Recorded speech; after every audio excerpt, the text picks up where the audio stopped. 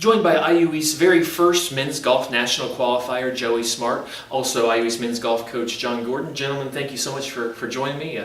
Congratulations, first of all. I assume you're real excited about the next couple of weeks here. Yeah, and thank you for the congratulations. But yeah, it's pretty exciting being the first ever, actually.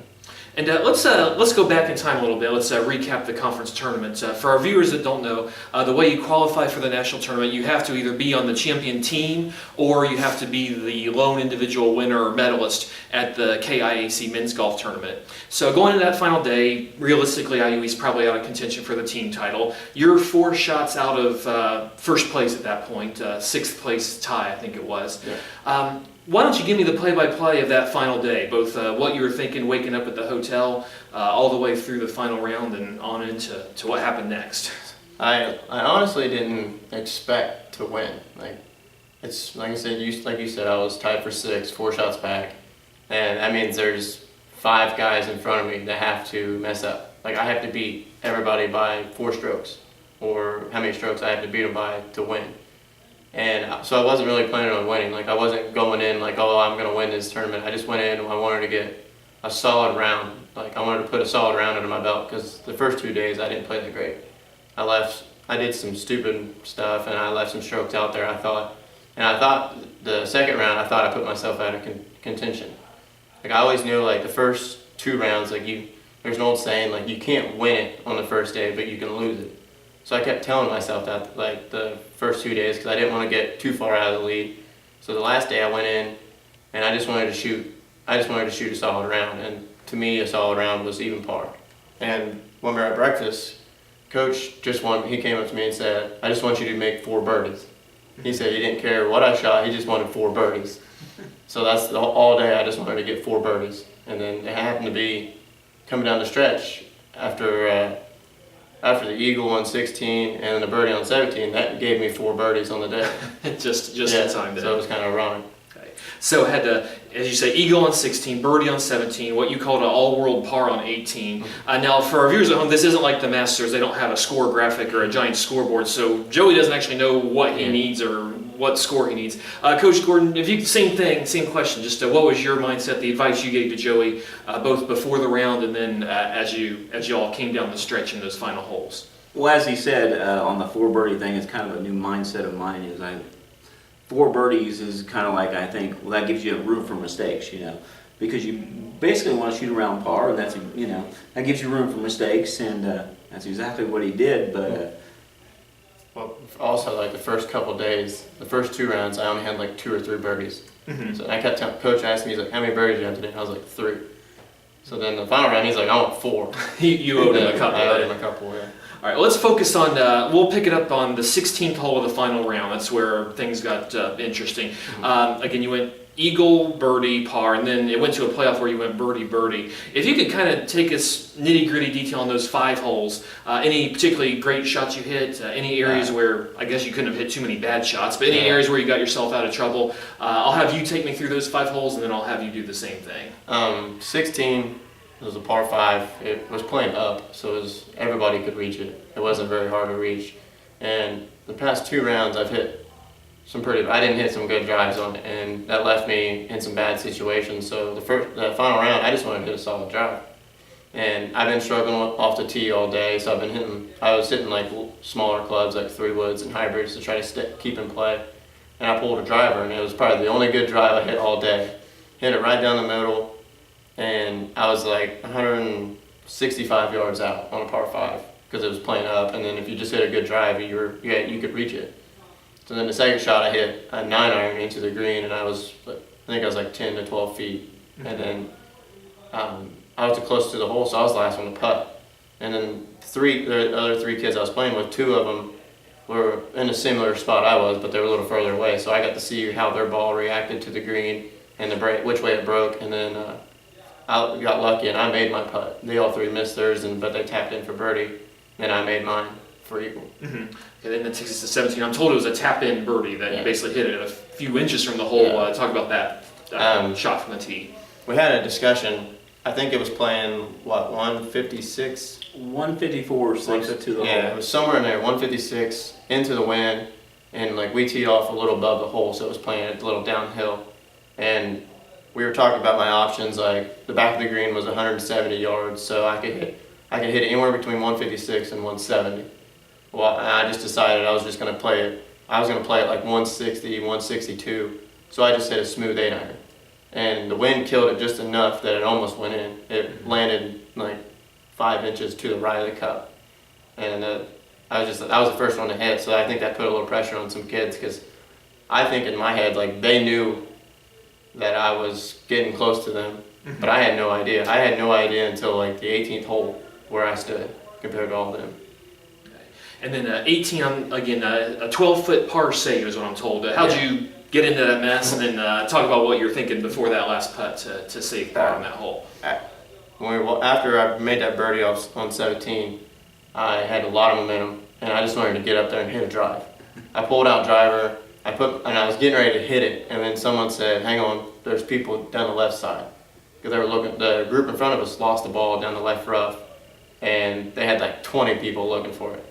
And I mean, at that, we probably sat on the tee 5 to 10 minutes, but to me it felt like 30.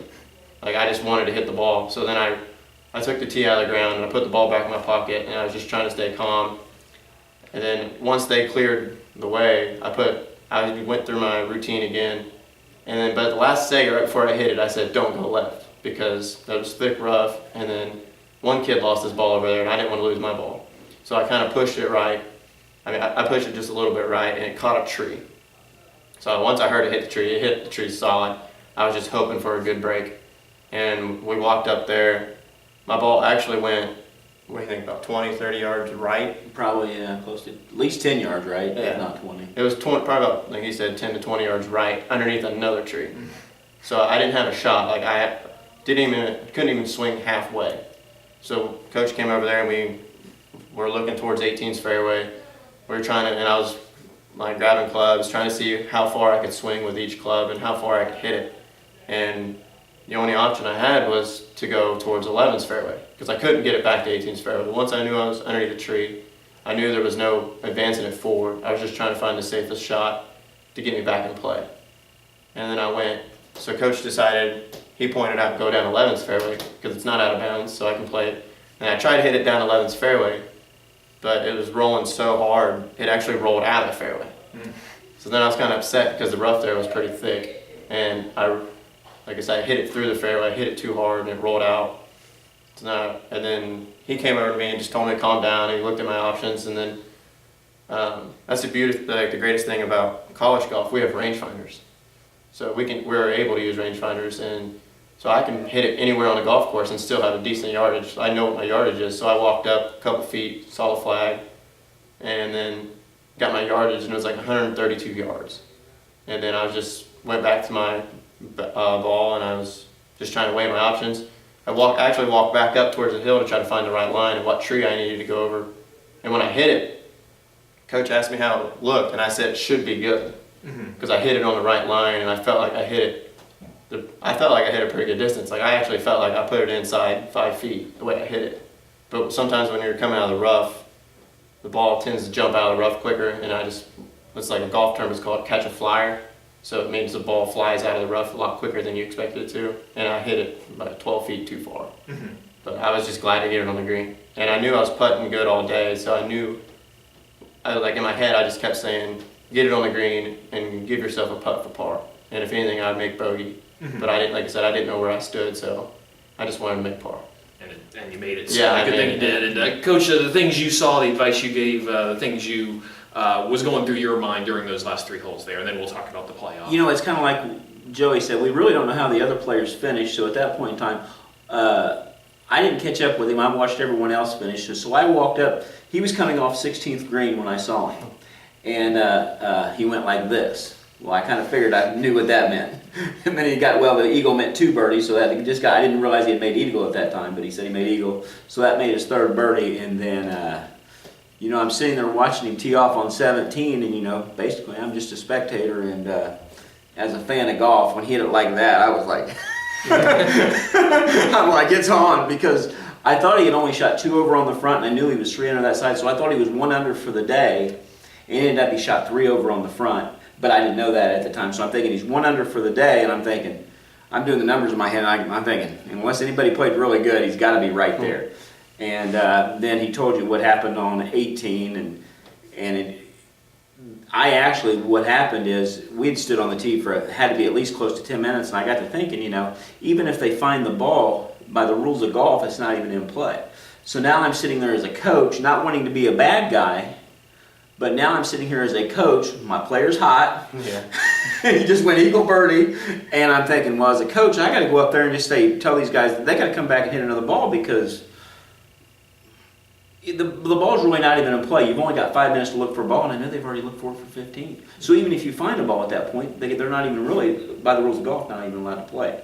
And so the guy came back and hit, and Joey told you the story there, but then the playoff, he made the putt, and then come to find out, the guy that was just inside him he was playing with was on the same line. And the guy, Hayden Young from Brescia, the kid I was in the playoff with, he was one of my good friends from like a different college, and he was on the same line as me on 18. I was just like 3 feet further from him, so he got to watch.